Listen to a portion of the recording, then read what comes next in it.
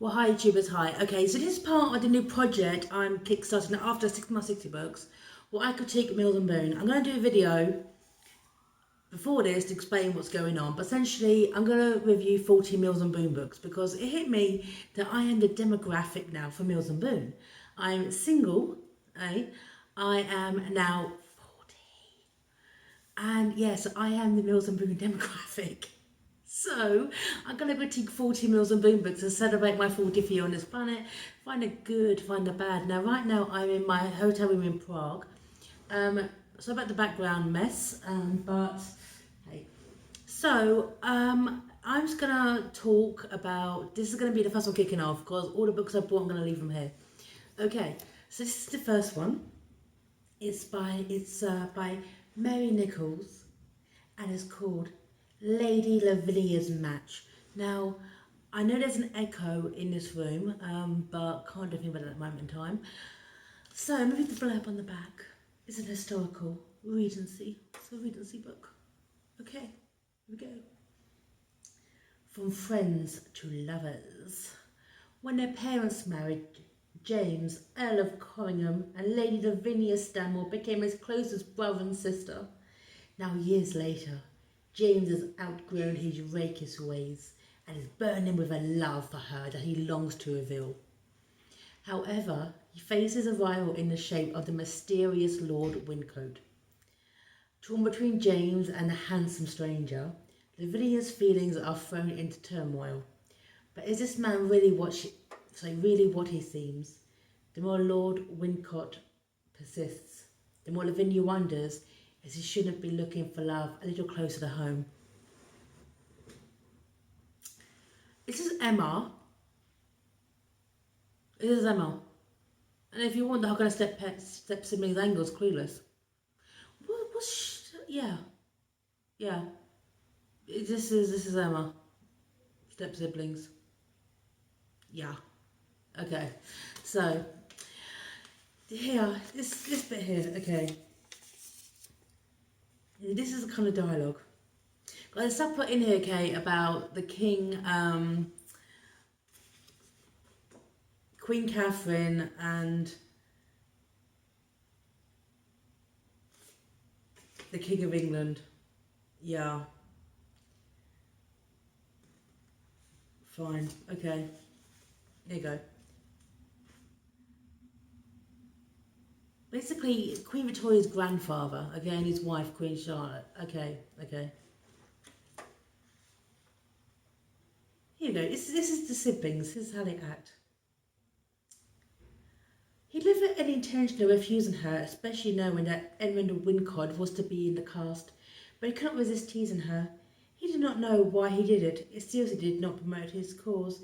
If he were more serious, more careful of her sensibilities, and treated her more like a woman instead of a mischievous child, she might look at him differently. Whereas every time they met, he began with the intention of acting like a proper suitor, but something always intervened. Either they roasted each other, says something to affront him, or she says something to affront him, and he ended up wrangling. Oh god! So basically, James fancies his sister, his stepsister. He's in love with his stepsister. He wants to marry his stepsister, and every time he's around her, he becomes basically like a proper brother and sister instead of a potential lover. And then out of nowhere, Lord Wyncote comes along, who has an eye on, Lady Lavinia, who at the time, is doing a production of Midsummer Night's Dream, not Romeo and Juliet, because that's still on the nose, isn't it? That's still on the nose.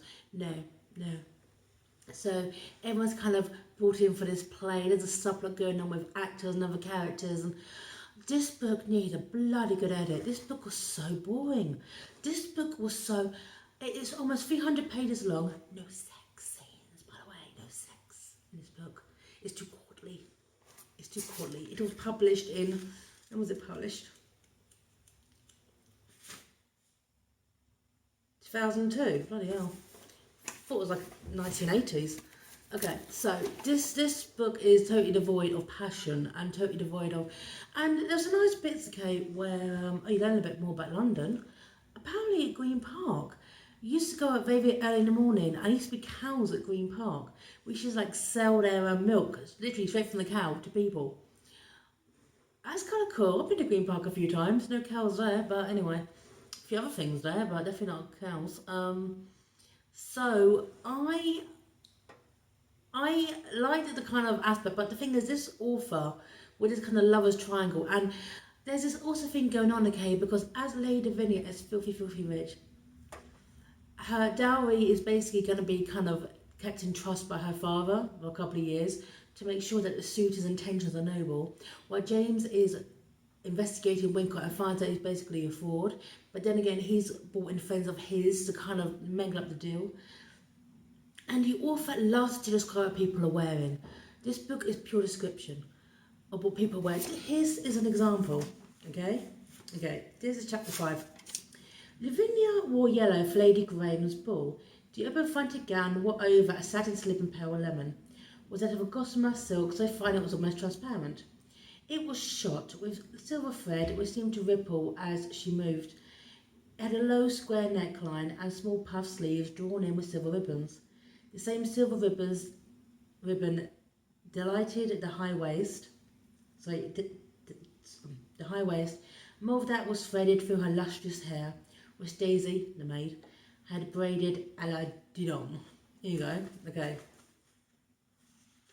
Yeah, every single chapter is what someone's wearing, what this, what that.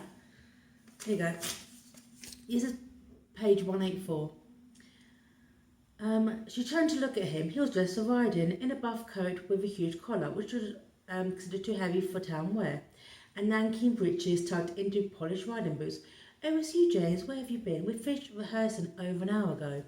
Oh, yes, but also part of this subplot is essentially, whilst as soon as Lord Wincott arrives, things go missing, things get stolen.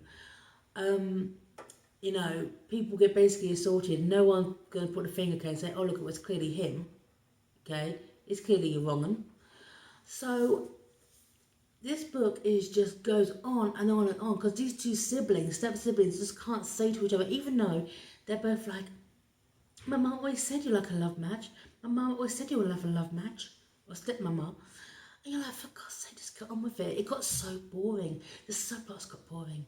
This is boring. I do not recommend this Mills. Okay, one may both recommended Mills and Boon novel. Okay, some of them I've reviewed so far have been actually pretty good. This is not one to recommend. It just went on and on, and the chemistry between these two just felt non-existent. It was all like it's like all in their heads. And most insulting thing is essentially George Wincott, after his dowry, plans to marry and get his dowry destroyed. He kidnaps her by hypnotising her, by hypnotising Lavinia, because it happened further along in the book at a party, so he has the ability to hypnotise people.